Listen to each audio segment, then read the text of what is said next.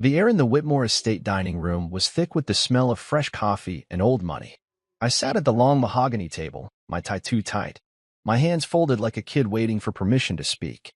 Clara was across from me, laughing at something her cousin said, her eyes bright in a way they hadn't been with me in months.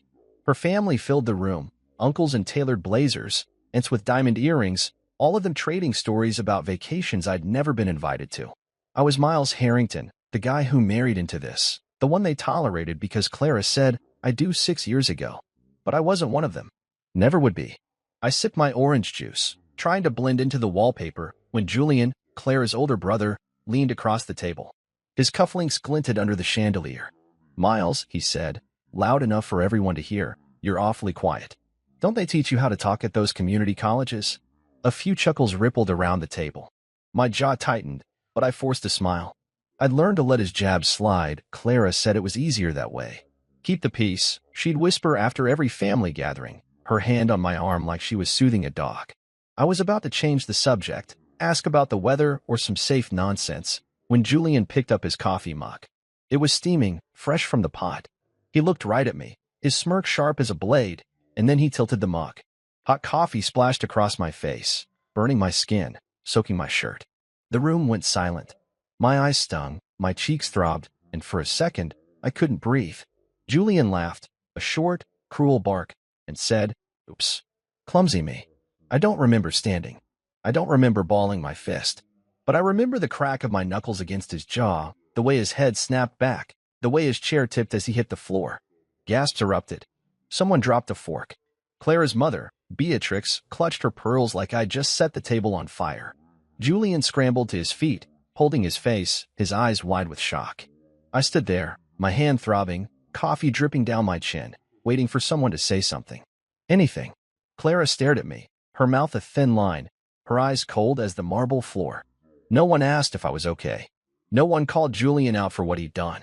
Beatrix rushed to her son, cooing over him like he was a wounded child, not a 38-year-old man who just assaulted me. My father-in-law, Edward, cleared his throat and said, "Miles, perhaps you should step outside." Step outside. Like I was the problem. I looked at Clara again, waiting for her to stand up, to say, "Julian, what the hell?" But she didn't. She folded her napkin, set it neatly on the table, and looked away. My chest burned worse than my face. I walked out of the dining room, through the foyer with its crystal chandelier and family portraits, and onto the front porch. The Connecticut air was crisp, the kind that makes you feel alive, but all I felt was small. I touched my cheek, red, tender, probably scarring. I'd spent years swallowing their insults, their sideways glances, their jokes about my job as a software engineer, my parents' small house, my life before Clara. I'd done it for her. For us. But standing there, with the echo of Julian's laugh in my head and Clara's silence louder than anything, I realized something. I wasn't just invisible to them. I was invisible to her too. The door behind me stayed shut. No one came after me, not Clara, not her cousins, not even the staff who'd seen the whole thing. I pulled out my phone, my hand shaking, and opened a browser. I didn't know what I was looking for, not yet, but I knew I couldn't go back inside. Not to that table, not to that life. My thumb hovered over the screen, and for the first time in years, I felt a spark of something I'd forgotten. Anger, yes, but also the faint pulse of my own worth. I wasn't going to apologize. Not this time. The balcony off the Whitmore estate's second floor was my refuge that night, a slab of stone overlooking a manicured lawn that stretched into the dark. I leaned against the railing, the cold metal biting into my palms, my face still raw from the coffee Julian had dumped on me hours ago. Inside, the family was gathered in the drawing room. Clara's laughter floated through the open window, sharp and carefree, mixing with the clink of wine glasses and the low hum of smug voices. They'd moved on like nothing happened, like I hadn't just punched her brother in front of them all, like he hadn't deserved it. My shirt was still damp, sticking to my chest, and every breath stung where the skin on my cheeks had turned pink and tight. I pressed my fingers to it, wincing, wondering if it'd leave a mark I'd have to explain to strangers. Downstairs, after I'd walked out of the dining room, Clara had followed me, not to check on me, but to scold me. She'd stood in the foyer, her arms crossed, her blonde hair perfect even in her anger, and said, "You should take every insult and apologize, Miles. That's how this works. How this works." Like I was a guest who'd broken some sacred rule, not her husband who'd just been humiliated. I'd stared at her, waiting for something sympathy, a flicker of loyalty, but her eyes were hard, her mouth set. He burnt me, Clara, I'd said, my voice low, shaky. He poured hot coffee on my face. She'd sighed, like I was being dramatic, and muttered, Julian's just like that. You know how he is. Then she'd turned and walked back to them, her heels clicking on the marble, leaving me standing there like a fool. Now, out here in the night air, I replayed it over and over, her words, her dismissal, the way no one had even offered me a towel. My phone buzzed in my pocket. A text from Clara, come back inside. You're making this worse. Worse for who? I didn't reply. I couldn't. My throat was tight, my chest heavier than it had been in years. I'd spent 6 years trying to fit into her world.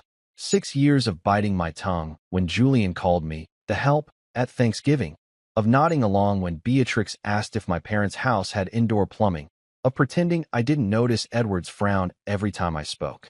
I'd done it because I loved Clara, because I thought she saw me even if they didn't. But tonight, with the burn on my face and her words ringing in my ears, I saw the truth. She didn't see me either. She saw a role I was supposed to play, quiet, agreeable, invisible.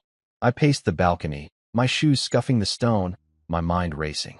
The anger was still there, hot and alive, but beneath it was something else, disgust, maybe, or exhaustion. I'd shrunk myself for them, for her, until I barely recognized the man I'd become. I thought about my dad, how he'd taught me to stand up straight, to shake hands firm, to look people in the eye. He'd died 3 years ago, and I wondered what he'd say if he saw me now, letting a guy like Julian walk all over me. My mom's voice echoed too. She'd always said, Miles, you're enough. But I hadn't felt enough here, not in this house, not with these people. I stopped pacing and gripped the railing, staring out at the shadows of the trees. Inside, someone turned up the music, soft jazz, the kind they played to pretend they were classy. Clara's laugh cut through again, and it hit me like a punch. They were fine without me. They didn't need me in there, and maybe I didn't need to be. My hand slipped into my pocket, brushing against my wallet. I pulled it out, flipped it open. A few 20s, my driver's license, Clara's emergency credit card she'd given me last year just in case. I'd never used it. Pride, I guess, but now it felt like a lifeline. I didn't have a plan, not really, but the idea of staying here, of going back inside to grovel, made my stomach turn. I grabbed my phone again, ignored Clara's text, and opened the Maps app. The nearest airport was an hour away. I could drive there. I could leave. The thought hit me hard, reckless, wild. Leave? Just like that? No bags, no explanations? My heart pounded, half from fear, half from something I hadn't felt in years, freedom. I glanced back at the window, at the warm light spilling out, at the life I'd been clinging to. Clara's voice floated up again, saying something about dessert.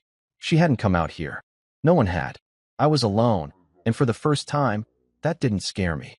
It woke me up. I slipped my wallet back into my pocket, took one last look at the estate, the perfectly trimmed hedges, the glowing windows, the world that never wanted me, and made up my mind. I wasn't going back inside. Not tonight, maybe not ever.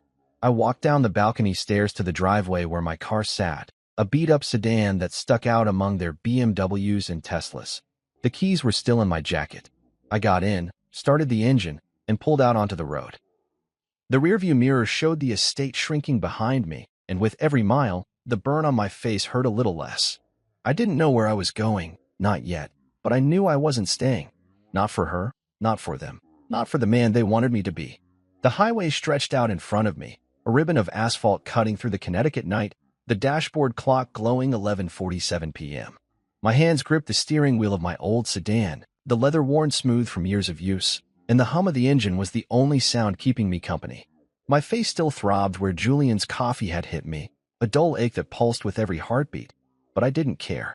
Not anymore. I'd left the Whitmore estate behind, the mansion shrinking in my rearview mirror until it was just a speck of light swallowed by the dark. Clara's text, come back inside. You're making this worse, sat unanswered on my phone, tossed onto the passenger seat. I didn't owe her an explanation. Not after she'd stood there, watching her brother burn me, and told me to apologize. The road signs blurred past, Hartford, 20 miles, New York, 87 miles, but I wasn't heading home to our condo. That wasn't home anymore, just a cage with better furniture. I needed out, far out, somewhere they couldn't reach me. The airport popped into my head again, a crazy idea that had taken root on the balcony and wouldn't let go. I'd never done anything this impulsive. 6 years with Clara had been about plans, schedules, dinners, her family's endless events. But now, with the wind whistling through the cracked window and the burn on my face screaming for something to change, I pressed the gas harder. Bradley International Airport was close, an hour's drive, maybe less if I pushed it. My phone buzzed again, another text, probably Clara, maybe Beatrix this time, ready to lecture me about manners. I didn't look. I turned it off instead, holding the power button until the screen went black. Silence. Real silence. Just me and the road. When I pulled into the airport parking lot, the neon signs buzzed overhead, and the air smelled like jet fuel and rain. I grabbed my wallet and the dead phone, locked the car, and walked toward the terminal. My reflection caught in the glass doors, coffee-stained shirt, red face, hair a mess. I looked like a guy who had lost it, and maybe I had. Inside, the ticket counter was quiet, just a tired-looking woman in a blue uniform tapping at her computer. "Next flight out," I said, my voice rougher than I meant it to be. She raised an eyebrow. "Anywhere specific?" I shook my head. "International. One way." She clicked a few keys, her eyes flicking to my stained shirt, then back to the screen. "Paris. Leaves in 2 hours. Got a passport?" I nodded, pulling it from my wallet. Clara had insisted I keep it there after a trip to London she dragged me on 2 years ago. "That'll do," I said. She typed some more, asked for the credit card, Clara's emergency one. And I handed it over without a second thought. The machine beeped, the ticket printed, and she slid it across the counter. "Gate 47. Better hurry." I took it, my fingers brushing the paper, and felt a jolt, like this was real, like I was actually doing it. Paris. I'd never been, never even dreamed of it, but it sounded far enough. I turned my phone back on as I walked toward security, just to check the time, and the flood hit. 215 notifications in 5 minutes. Missed calls from Clara, voicemails, texts stacking up like bricks. "Where are you?" "Miles, answer me. This isn't funny." Julian's name popped up too. "You're done, man. I'll sue you for everything you've got." Beatrix left a voicemail, her voice dripping with venom. "Miles, you ungrateful little nobody. How dare you leave like this?" And Clara again. "You're embarrassing us. Come back now." I stood there, the terminal buzzing around me, businessmen with briefcases, families with whining kids, and scrolled through it all. Every message was about them, their pride, their image. Not one asked if I was okay. Not one cared about the burn on my face or the years I'd spent trying to belong. My thumb hovered over the mute button. I pressed it. The buzzing stopped, the screen dimmed, and I shoved the phone into my pocket. Security was quick, shoes off, wallet in the bin, a bored TSA guy waving me through. I grabbed my stuff and headed for gate 47, the ticket crinkling in my hand. The boarding call crackled over the intercom. "Flight 618 to Paris Charles de Gaulle, now boarding Group B." That was me. I joined the line, my heart pounding, my mind spinning. Clara's face flashed in my head, her sharp cheekbones, her blue eyes that used to soften when she looked at me. I waited for the guilt to hit, the pull to turn back, to call her and say I was sorry. It didn't come. Instead, I saw Julian's smirk, the coffee hitting my skin, Clara's cold stare. I handed my ticket to the agent, a young guy with a buzz cut who didn't even look at me. "Enjoy your flight," he mumbled. I nodded, stepped onto the jetway, and felt the weight lift, just a little, but enough. The plane was half full, rows of sleepy passengers settling in. I found my seat, 23C, an aisle spot next to a woman already asleep with a scarf over her face. I buckled in, leaned back, and closed my eyes. The engines rumbled, the cabin lights dimmed, and for the first time in hours, I breathed. Paris. A one-way ticket. No plan, no Clara, no Whitmores. Just me, Miles Harrington, 34, burned and bruised but finally moving. The plane taxied, lifted off, and I didn't look back.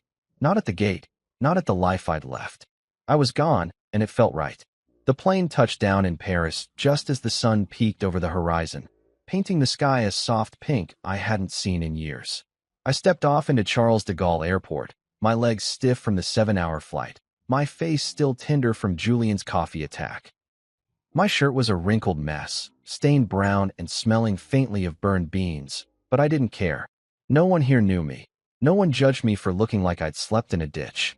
The air was crisp, tinged with the scent of jet fuel and something sweeter, maybe croissants from a nearby kiosk. I had no bags, just my wallet, my dead phone, and a passport I'd barely used. I'd landed in a city where I didn't speak the language, didn't know a soul, and for the first time in forever, that felt like a gift. I wandered through the terminal, past signs I couldn't read, until I found a currency exchange.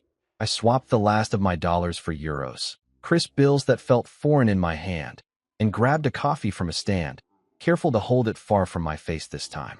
The burn on my cheek itched under the fluorescent lights, but I ignored it. I needed a place to crash, somewhere cheap and quiet. So I pulled up an app on my phone, using the airport Wi-Fi since I hadn't turned the data back on. Clara's messages were still there, lurking, but I didn't open them.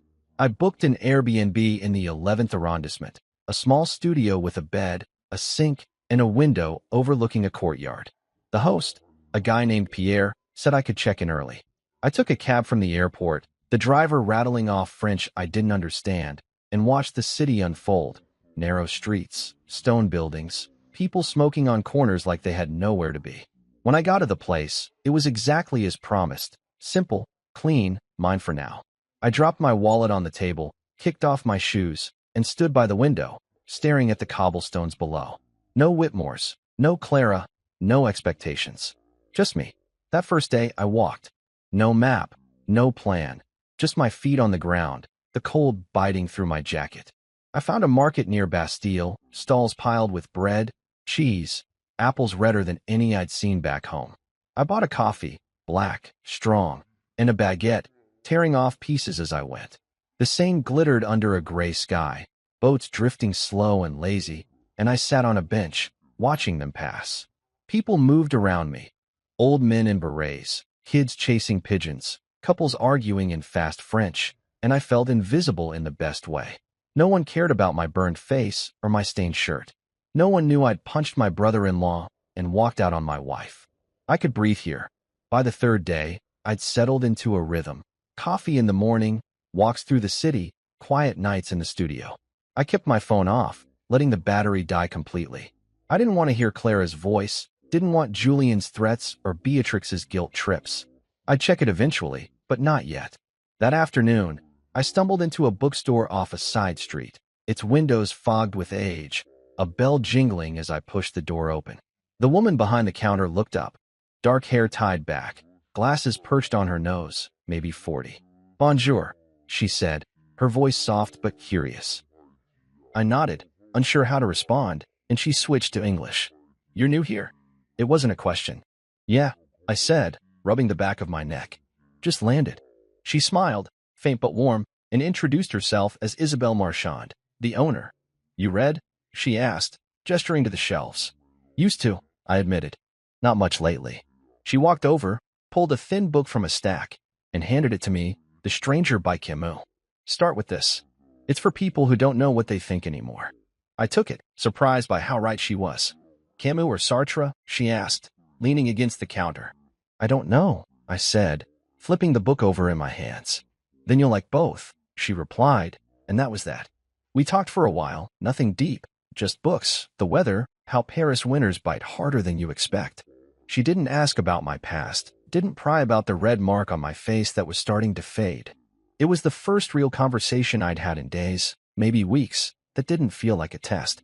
I bought the book, thanked her, and left with a promise to come back. That night, I sat on the studio's lumpy bed, the book open on my lap, a cheap lamp casting shadows on the wall. I read the first page, then the second, the words sinking in slow and heavy. Massault, the guy in the story, didn't care what people thought. He just lived, even when it made no sense. I envied that. I'd spent years caring too much, twisting myself into knots for Clara's family, for her approval. And where had it gotten me? Burned and alone, sure, but now I was here, in Paris, with a book in my hands and a city outside that didn't need me to prove anything. I closed the book, set it on the table, and looked out the window again. The courtyard was dark, a cat slinking across the stones, and I felt something shift, not peace, not yet, but a crack in the wall I'd built around myself. Isabelle's voice stuck with me, for people who don't know what they think anymore. That was me, all right. But maybe here, In this city of strangers and first breaths, I could figure it out. One page, one day, one step at a time. Rain tapped against the window of my little Paris studio, a steady rhythm that matched the dull ache in my chest as I sat on the edge of the bed, staring at my phone. It had been dead for days, tucked in a drawer like a bomb I didn't want to touch. I'd been in Paris a week now, settling into this strange new life, coffee in the mornings, walks along the Seine, quiet talks with Isabel at her bookstore. But the silence from my old world couldn't last forever. I knew Clara wouldn't let it. My fingers hesitated over the charger, then plugged it in. The screen lit up, and within seconds, it was chaos, pings and buzzes, a flood of notifications that made my stomach twist. I'd muted them before I left, but now they were back, clawing at me. I sat there, the room dim except for the glow of the phone, and braced myself. First came the missed calls, dozens from Clara, a few from Beatrix, even one from Edward, which surprised me. He never called, just glared across tables like I was a stain on his legacy. Then the texts Clara's name over and over, a wall of words I didn't want to read but couldn't ignore. Miles, where are you? We need to talk. You can't just run off like this. We can fix this. You embarrass me. Julian's furious. Come back and make this right. I scrolled, my throat tightening with every line. Not one asked if I was hurt. If the burn on my face still stung, it didn't. Much. Just a faint pink now, or if I was okay after what happened. It was all about them, their feelings, their perfect little world I dared to disrupt. Beatrix had emailed too, a long one titled, Your Behavior, and I opened it because I couldn't help myself. Miles, it started. Your actions at the reunion were deplorable. We welcomed you into our family, gave you opportunities you'd never have dreamed of, and this is how you repay us? Running off like a child? Clara's devastated. I've attached a list of therapists, please seek help. I stopped reading, closed it, let the phone drop onto the bed. Therapists. Like I was the one who needed fixing, not the guy who'd scalded me, not the wife who'd told me to apologize for it. Julian had posted on X too. I saw it when I checked the app, a photo of his bruised jaw with the caption, Some people crack under pressure. Sad. Likes and comments piled up, mostly from Whitmore cousins and friends, all agreeing I was the villain. I didn't reply. What was the point? They'd made up their minds years ago. I was the outsider, the guy who didn't belong, and now I'd given them proof. I stood up, paced the small room, the wooden floor creaking under my socks. The rain outside was heavier now, streaking the glass, and I felt trapped, not by Paris, but by the weight of them still reaching for me. I couldn't keep living like this, tethered to their voices, their judgment. So I made a choice. I walked to a shop near the metro, bought a French SIM card with a new number, and swapped it into my phone. The old one, the American one tied to Clara and the Whitmores, I tossed into a drawer. No more notifications, no more guilt trips. I needed work too. Clara's credit card wouldn't last forever, and I wasn't about to beg her for money. I found a co-working space near Montmartre, a cramped room with fast Wi-Fi and freelancers hunched over laptops. I logged into my old freelance accounts, software gigs I'd done before Clara convinced me to take a real job at her friend's firm and pitch for projects. Simple stuff, debugging, app updates, things I could do with my eyes closed. By evening, I had 2 clients, enough to cover rent and food for a while. It wasn't much, but it was mine. That night, I sat by the window, the city lights blurred by the rain, and opened my phone again. The family group chat was still there, years of messages, forced holiday plans, Beatrix's passive-aggressive reminders about dress codes. I stared at it, my thumb hovering, then hit delete. The thread vanished, and with it, a knot in my chest loosened. I didn't need their updates, didn't need to know what Julian thought of my tantrum or how Clara was spinning this to her friends. I was done.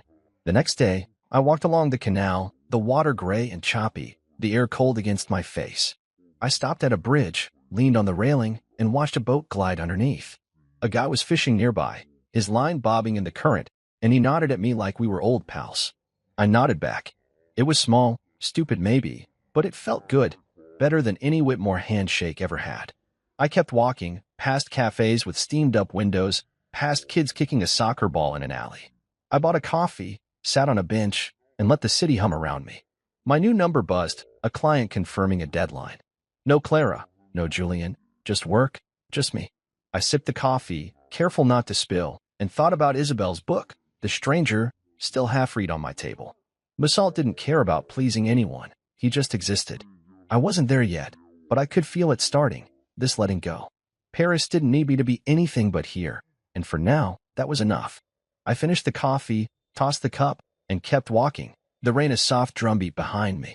A month in Paris had changed me, not in big, loud ways, but in the quiet ones that sneak up on you. I'd gotten used to the rhythm of the city, the clatter of metro trains, the smell of bread wafting from bakeries, the way strangers nodded instead of smiled.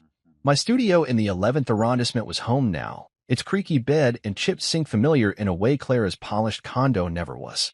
The burn on my face had faded to a faint pink scar, barely noticeable unless you looked close, and I didn't mind it anymore. It was proof I'd survived something.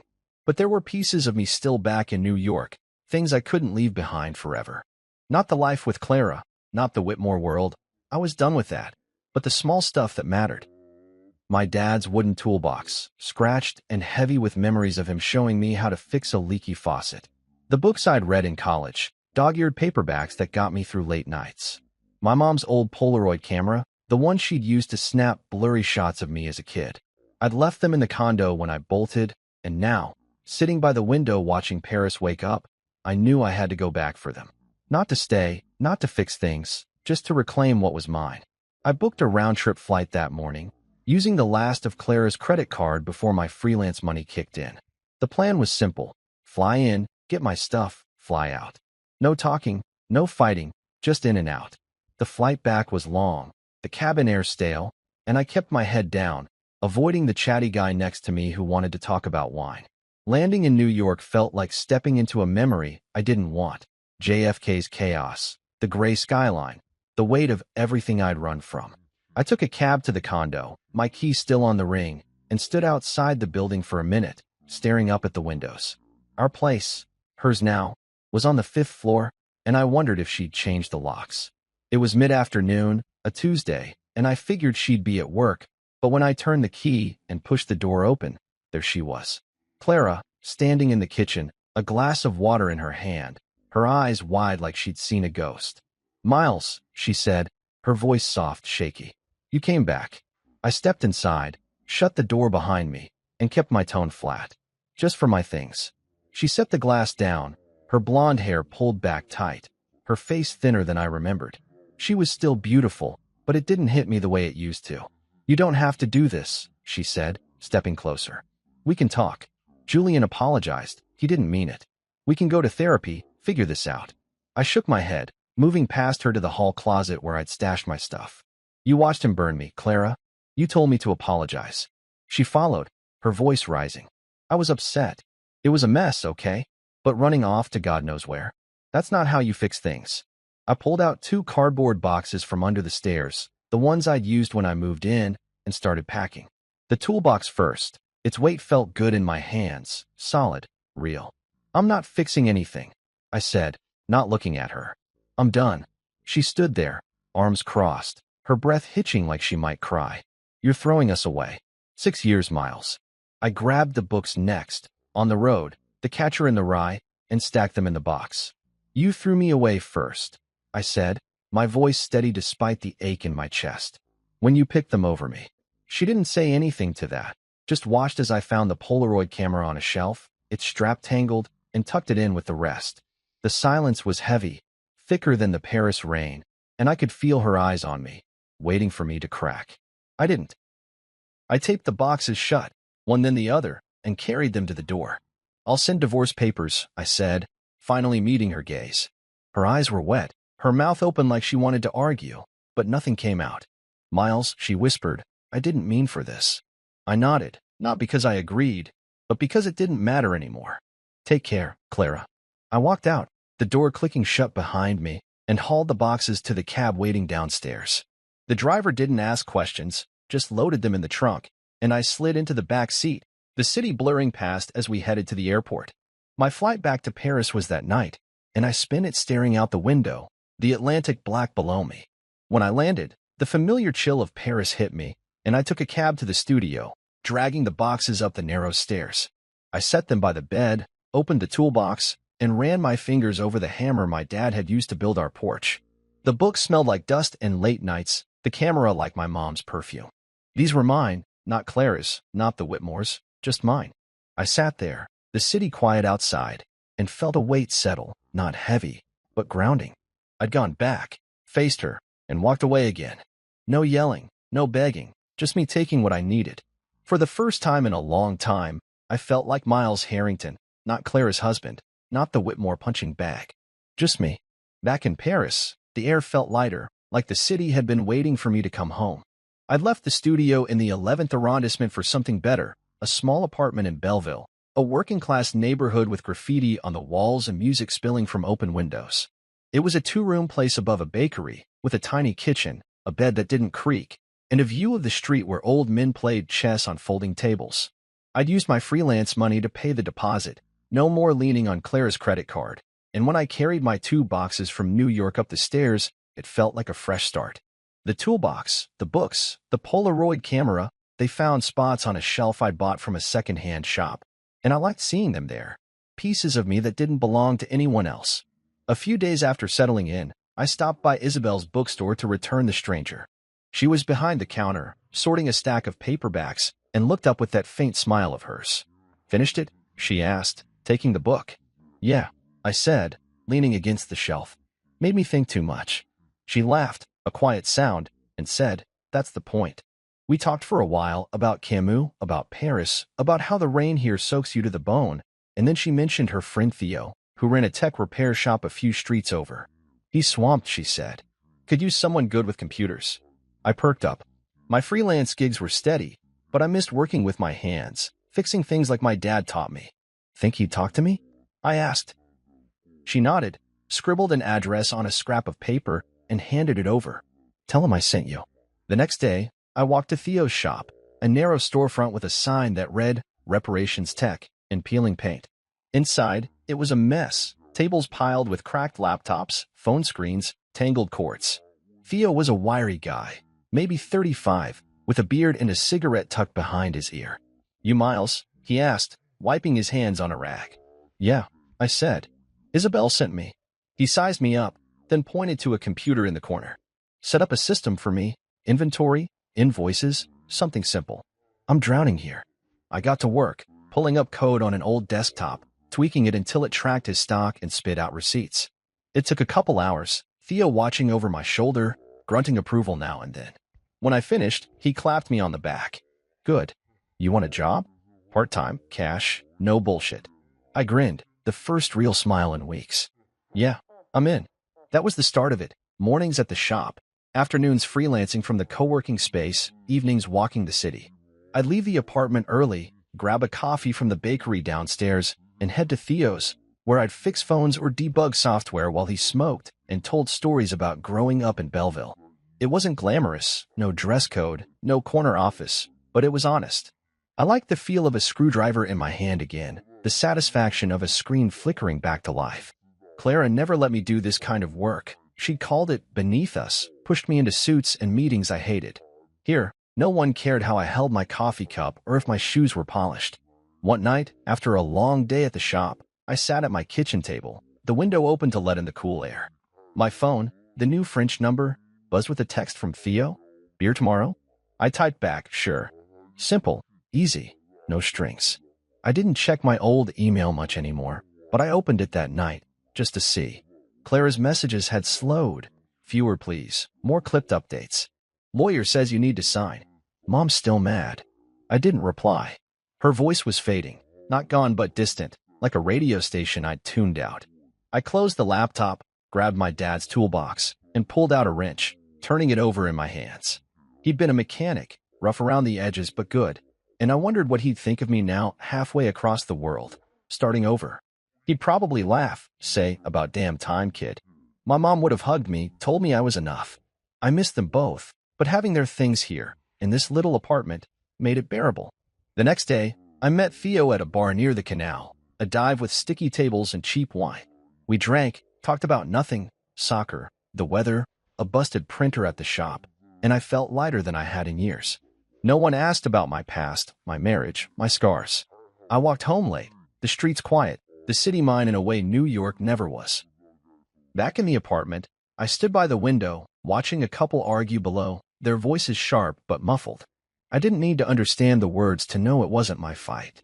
I built something here, a job, a place, a rhythm, and it was small, messy, real. Clara's emails could sit unread, the Whitmores could stew in their mansion, and I'd keep going. I climbed into bed, the toolbox on the shelf glinting in the moonlight, and slept better than I had in months. This was my room, my life, and I wasn't apologizing for it. The Paris sky was a heavy gray that morning, the kind that promises rain but holds off just to keep you guessing. I stood in my Belleville apartment, the smell of coffee from the bakery below drifting up through the open window, and stared at an envelope I'd pulled from a pile of mail.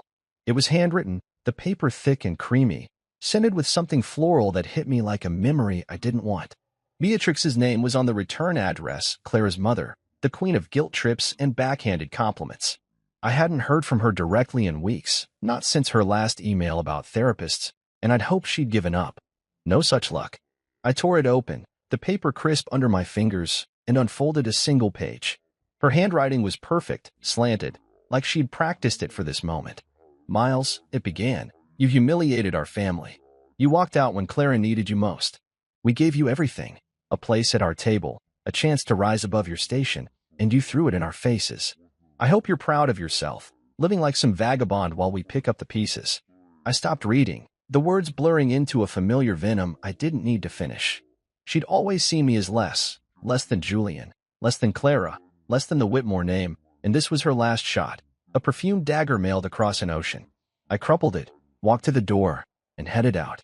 The Seine wasn't far, a 10-minute walk through Belleville's winding streets, and I needed to move, to shake her voice out of my head. The river was choppy that day, the water slapping against the stone banks, and I stood on a bridge, the letter still balled in my fist. I thought about Clara, her thin face when I'd gone back for my things, her pleas for therapy, and Beatrix's version of everything. They'd given me a seat, sure, but it came with a leash, smile, nod, take the insults, shrink. I didn't know them pride or shame. I dropped the letter into the water, watched it hit the surface and sink, the ink bleeding into nothing. It felt good, final, like cutting a rope I'd been tangled in too long. That night, I met Theo and Isabel on a rooftop bar near the shop, a place with mismatched chairs and a view of the city's jagged skyline. Theo brought a bottle of cheap red wine, Isabel a loaf of bread she'd baked herself, crusty and warm. We sat under a string of bare bulbs, the air cool, the noise of Paris humming below. Theo poured the wine into plastic cups, handed me one, and said, "You're quiet tonight." I shrugged, tearing off a piece of bread. Got a letter from my ex's mom. Same old crap. Isabel raised an eyebrow, sipping her wine. What did she say? That I'm a disgrace, I said, keeping it light, though it still stung. Thinks I should have stayed and begged forgiveness. Theo snorted, leaning back in his chair. For what? Sounds like they're the ones who should beg. I nodded, chewing the bread, its taste sharp and simple. Yeah, well, they don't see it that way. Isabel set her cup down, her glasses catching the light. You look lighter, though, even with the letter. I paused, surprised she'd noticed. I feel it, I said, and it was true. The weight of Beatrix's words, Clara's silence, Julian's smirk, it was still there, but fainter, like a bruise fading. We drank more, the wine warming my chest, and talked about nothing important, Theo's latest repair disaster, Isabel's new shipment of books. No one asked me to explain myself, to justify why I'd left or what I was doing here. They just let me be. Later, as the city lights blinked on, Theo lit a cigarette and said, "You're good at the shop, man. Stick around." It wasn't a big thing, but it hit me hard, someone wanting me there, not for what I could prove, but for what I could do. I got home late, the apartment dark except for the glow of a street lamp outside. I kicked off my shoes, stood by the shelf where my dad's toolbox sat, and ran my hand over it. The letter was gone, dissolved in the Seine, and with it, the last thread of Beatrix's hold.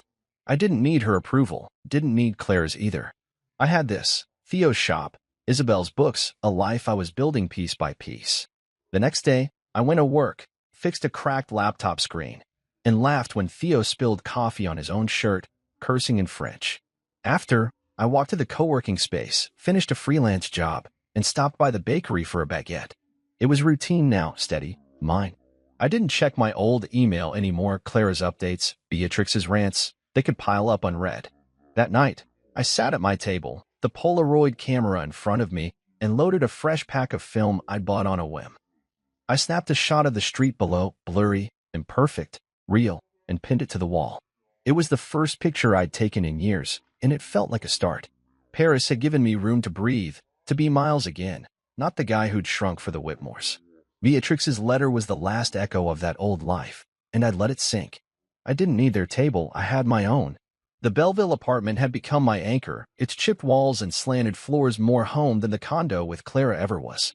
9 months in Paris had stripped away the man I'd been, Miles Harrington, the quiet husband who nodded at insults, who wore ties he hated to dinners he dreaded. Now, I woke to the clatter of the bakery downstairs, the shouts of kids playing soccer in the street, and I liked it. I'd changed my number legally last week, cutting the final thread to my old American SIM, the one Clara and the Whitmores could still reach. The French residence card came through too, a flimsy piece of plastic that said I belonged here, at least for now. It wasn't about becoming someone new. It was about remembering who I'd been before I let compromise grind me down. That morning, I stood in the kitchen, brewing coffee in a pot I'd bought for €5 at a flea market, and watched the steam curl up toward the ceiling.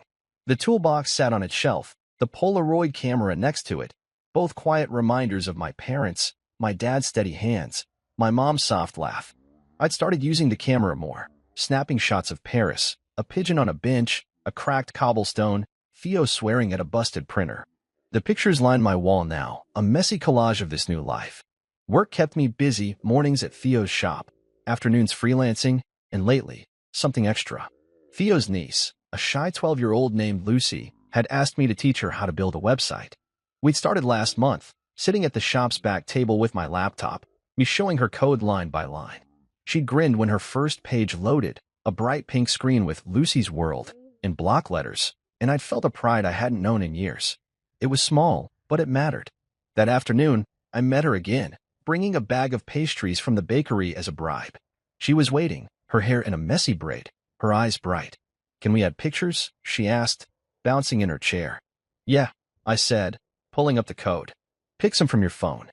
She uploaded shots of her dog, a scruffy mutt named Bruno, and I showed her how to size them, align them, make them pop.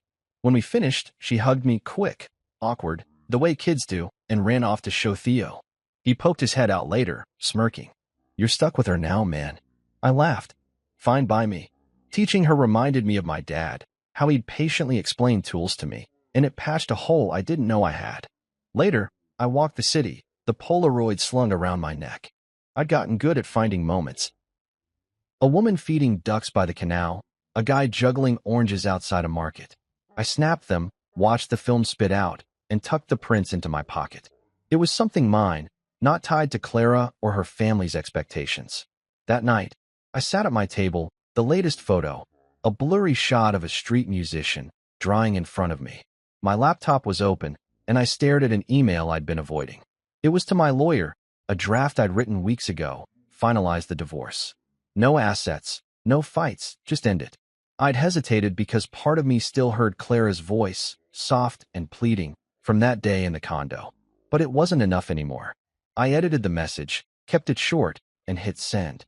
No fanfare, no second thoughts, just a clean break. The next day, I went to Theo's shop, fixed a phone with a shattered screen, and listened to him rant about a soccer match. Isabel stopped by with coffee, her glasses fogged from the cold, and we talked about books, Sartre this time, how heavy his stuff was. "You're different," she said, out of nowhere, as she handed me a cup. "How?" I asked, taking it. "Less haunted," she said, shrugging. "Like you're here now, not half somewhere else." I nodded, sipping the coffee, warm and bitter. She was right. The Whitmores, Clara, the old me, they were ghosts, fading every day I spent here. I didn't check my old email anymore. Didn't wonder what Julian was posting or what Beatrix was scheming. They didn't matter. That evening, I walked home slow, the city alive around me. Lights flickering on, voices spilling from cafes. I stopped at a bridge, leaned on the railing, and watched the Seine flow, dark and steady. I'd let go of the man who'd tried to fit where he wasn't wanted, the one who'd apologized for existing. Paris hadn't saved me. It had just given me space to save myself. I pulled the Polaroid from my neck, aimed it at the water, and clicked. The picture slid out, a smear of black and gray, and I kept it anyway. It was mine, like this life, flaws and all. Back in the apartment, I pinned it to the wall, next to Lucy's pink website code I'd printed as a joke. The divorce would come through soon. Papers in the mail, a signature, done. No calls, No drama. I didn't need Clara's okay to be me again. I climbed into bed, the street quiet outside, and slept deep, the weight of 9 months lifting. I was Miles Harrington, 34, not a Whitmore appendage, not a husband in name only, just a guy with a camera, a job, a kid who thought I was cool. And that was enough. A year in Paris had carved me into someone I recognized again, someone I liked. I'd moved up from the small Belleville apartment to a 2-bedroom loft above Theo's repair shop, a place with high ceilings, creaky floors, and a window that framed the city like a painting. The rent was cheap. Theo cut me a deal since I kept his systems running, and the extra room held my dad's toolbox, my mom's Polaroid camera, and a growing stack of books from Isabel's shop. I woke early most days, the sun slipping through the blinds, and brewed coffee in a pot that rattled on the stove. The shop downstairs hummed by 8, Theo banging tools and cursing in French, and I'd join him after my first cup, fixing phones or tweaking software while the street outside buzzed with life. That morning, I stood at the window, coffee in hand, watching a guy sweep the sidewalk below, his broom kicking up dust that caught the light. A year ago, I'd been on a plane, burned and broken, running from Clara and her family. Now, I was here, rooted in a life I'd built from scratch. The divorce had come through months back, papers signed, no fights, just a quiet end mailed to my lawyer. Clara's last message arrived yesterday, a short text to my old number that I'd seen when I checked it for a client's contact. I hope you're okay. It landed soft, not sharp like her old please, and I didn't reply. I didn't need to. She was a shadow now, not a weight, and I let her fade. Work kept me steady, Theo's shop was busier than ever, and I'd taken on more hours, my hands as comfortable with a soldering iron as they'd been with code.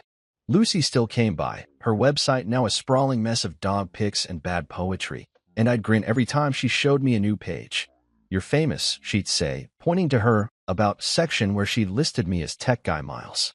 It made me laugh, the kind of laugh that felt easy, not forced. Freelancing filled the gaps, small gigs that paid the bills and left me time to walk the city with my camera. I'd filled a shoebox with Polaroids, bridges, strangers, Theo midrant, and pinned the best ones to the loft's walls.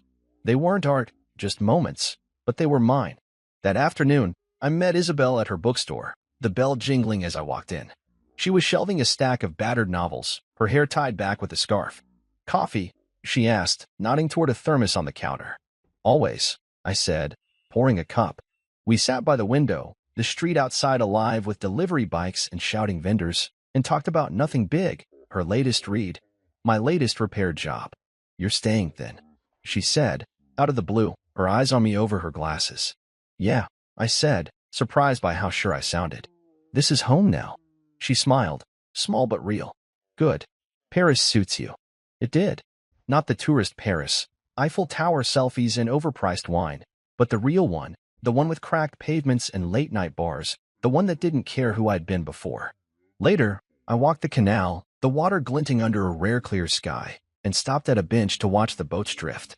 A kid kicked a ball nearby, his mom yelling at him to slow down, and I snapped a Polaroid of it, the blur of his sneaker against the gray stones. I didn't miss New York, didn't miss the condo or the Whitmore estate. I missed my parents sometimes, their voices, but I had their things, the toolbox, the camera, and that kept them close.